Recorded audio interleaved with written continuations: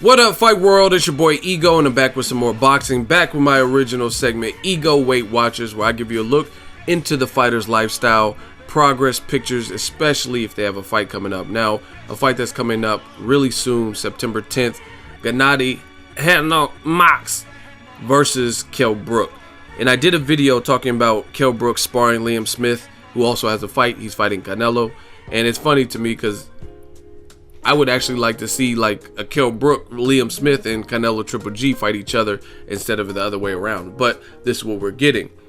And make sure you check out that sparring video. Now, on the series where I seen Kell Brook sparring Liam Smith, it's called Behind the Ropes. Link in the description. I noticed Kell Brook in his training, he looks pretty big. And this is what he's been telling us he's been doing, is eating up. And he doesn't worry about diet as much and things like that. Here's some recent pictures that you guys see on screen that weren't on that series. And people want me to talk about it, Ego Weight Watcher style. He's big, but that doesn't really impress me because at the end of the day, he can bulk up as big as he wants. And that's just not a bodybuilding contest. Weight is not going to be the only factor. I rate Kell Brook. I think he's a really good boxer. I'm really concerned with the two weight classes that he's jumping to fight the #1 middleweight. Again, I've said this before. It's not just Golovkin. If he fought Danny Jacobs, who's 6 feet tall and can crack, he got Peter Quillen out of there in the first round. David Lemieux, those also would be very difficult fight for Kell Brook. Period. You know what I'm saying? So people keep making this like, oh, you just hate Golovkin, or it's nothing to do with that. I would say the same thing if he moved up to fight Danny Jacobs. That's a very difficult fight based on Jacobs, how big he is, his power, and things like that. David Lemieux, another person with cracks, his style, very aggressive. You've seen what he did to Glenn Tapia. Glenn Tapia is a big dude. I met Glenn Tapia, interviewed Glenn Tapia. He was coming from 154, and David Lemieux chopped him, right? And that's just really what happened. He won every round and got the stoppage. So Kell Brook would have a difficult time with any of the top middleweights with power. That's what I really feel. So I'm not overly impressed. I mean, we'll see. Maybe this game plan pays off. But weight is a double-edged sword. And you guys can feel what you want. Ultimately, we'll find out in about 10 days. So you guys can believe whatever you want, but I know this to be true. Weight is a double-edged sword. What I mean by that, yeah, on one hand, you could come out there and then he really has to respect your power, which is the best case scenario for Kell Brook. You put on this size and you're still strong, and this is some power that even other middleweights like David Lemieux or Curtis Stevens, when they're getting hit by him, weren't necessarily able to knock him down with, right? I think in almost 400 professional fights, I heard the legend has it that Triple G has never been knocked out or knocked down in all those fights. So it looks like, based on that, if that is true, he has a good beard. So let's just say, best case scenario, Kell Brook, he hits you and like Golovkin has no choice but to back up and reset and respect your power. That's the best possible situation. But you also have to deal with his power and what he has coming at you. You know what I mean? It's a two-way street. But the worst case scenario, and this is why I say weight is a double-edged sword, is because fighting with extra weight that you're not accustomed to can be very tiresome. They can tire you because you're moving with added weight. I equate it to being underwater.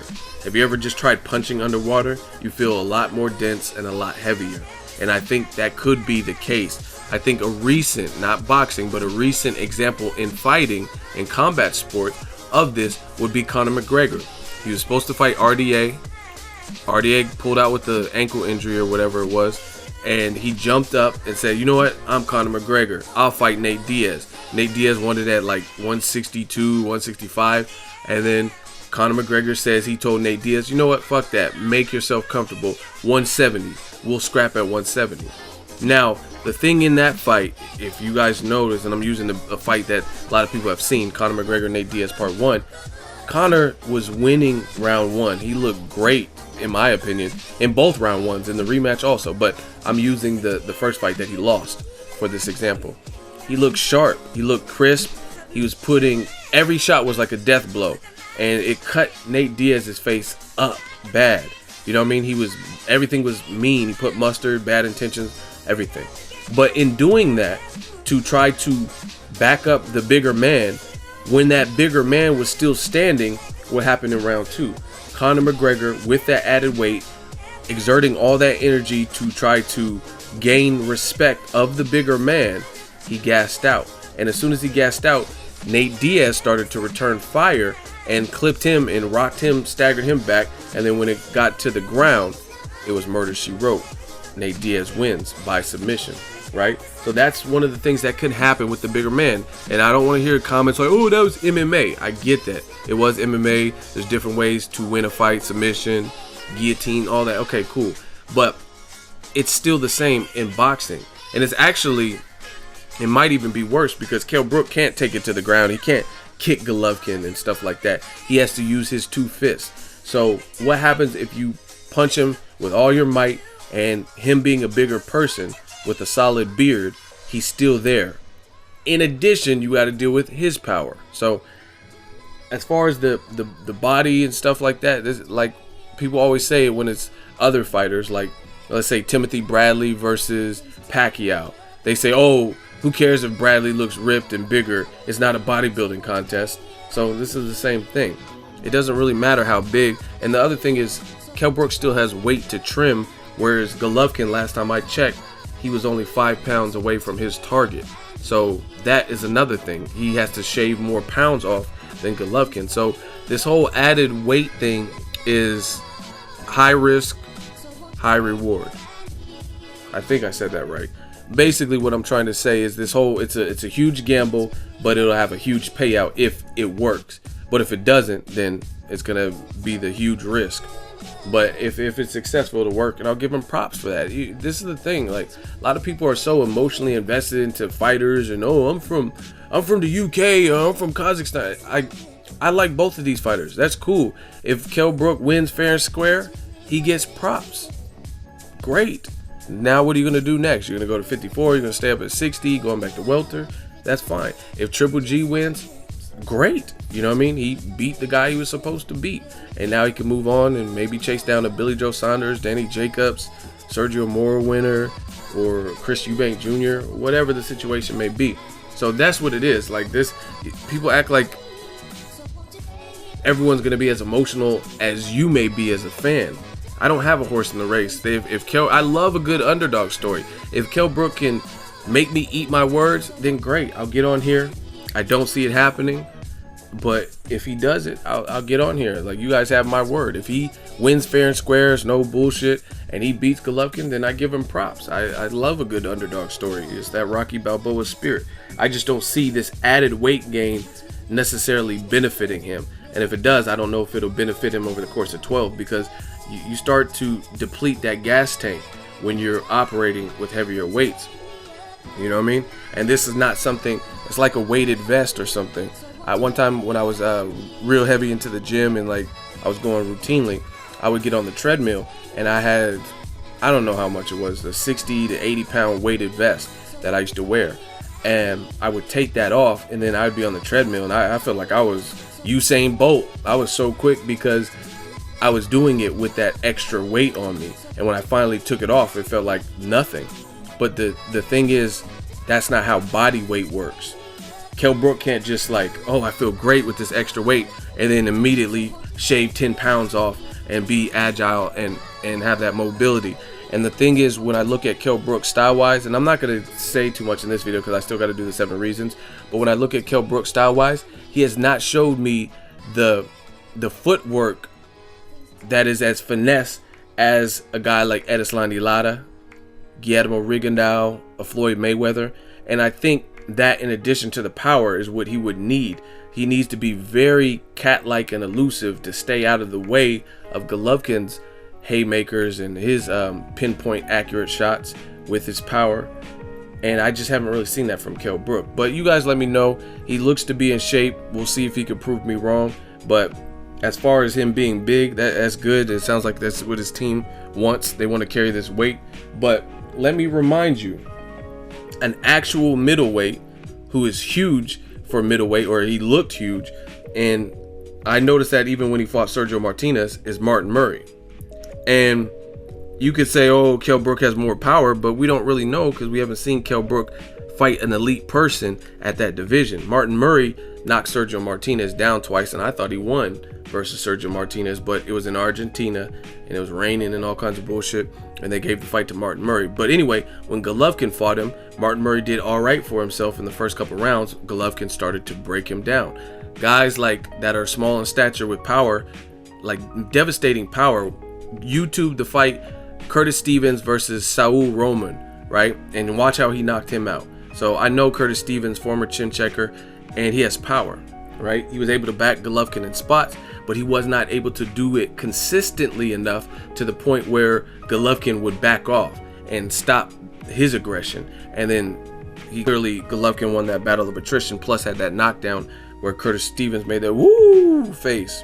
So it's tough for me to see Kell Brook going in there and having, I think he just kind of has to fight the perfect fight, even with the added weight. I think he can do good and win rounds, but this is boxing. Somebody's O has to go. This is not about winning rounds. Like, hey, I mean, I thought you look at Amir Khan versus Canelo, right? Amir Khan, I had him up going into the 6th round, 4 rounds to 2. I gave rounds 5 and 6 to Canelo, clearly 6 because he knocked him out in 6. So it's not a battle of how many rounds you were winning, because Danny Garcia or Amir Khan, you look at that fight too. Amir Khan can say, hey, I was winning. I had 2 rounds in the can. But what happened in rounds 3 and 4? He got knocked down and stopped in the 4th. Look at Juan Manuel Marquez, Pacquiao Part 4. You could say Pacquiao was winning that fight. They both traded knockdowns, and Marquez looked like he was on his way out. It looked like Pacquiao was finally going to get that stoppage on Marquez. It looked like Marquez had a broken nose. But what happened in the last 10 seconds of round 6? He blasted Pacquiao out of this world. So to me, it doesn't matter if you win rounds or things like that in the grand scheme of things. I mean, it matters, but it doesn't matter. Like, were you gonna be like, oh, I won 3 rounds against Golovkin and then I got knocked out? That's not that much saving grace, and now you have a blemish on your record. But we will see. 7 Reasons coming soon. Kell Brook does look big, but he doesn't look as lean as when he was in the smaller division. So again, we'll see what he does. Right now he looks massive. Other thing that I gotta bring this up too that concerned me is, I should just save this for 7 Reasons, but it's a freestyle video. Let me keep going. In the behind the ropes, one thing that Kell Brook said that was highly concerning, and this is gonna be one of the 7 reasons, is he says, by nature, I'm paraphrasing, he said something to the effect of, by nature, I'm not normally a confident person. You guys go watch it. He said something to that effect. I'm not normally a confident person, but maybe people think from the outside looking in that I really am, but I'm not. And sometimes my family has to help build my confidence. I was shocked when he said that, because that's not what I want to hear for somebody who's daring to be great. I'm not normally a confident person, because I'll tell you what, I've met Golovkin and he has a great amateur record. He has like a 20+ knockout in a row streak. He's being praised. He just got the Jordan deal. Oh, he's confident, all right. Golovkin is confident. So I don't really like that. I thought that was kind of a red flag from Kell Brook from saying that, like, oh, I'm not normally confident. Golovkin's confident, trust me. Golovkin feels he could beat Canelo. He feels he's going to beat Kell Brook. He's telling you. I mean, listen to what he's saying. I mean, they're both saying that they're going to beat each other, but I mean, Golovkin's clearly confident. He said something like, he doesn't want to trade with me. He doesn't want to try to bully me. That would be a short fight for him. So you guys let me know what you think of Kell Brook in these pictures. Definitely look big. He packed on some weight. Will that weight hurt him or help him? We will find out shortly, September 10th. Drop it in the comment section. Make sure you like my video as always. Hate, comment, and subscribe. Till next video, it's Ego signing off.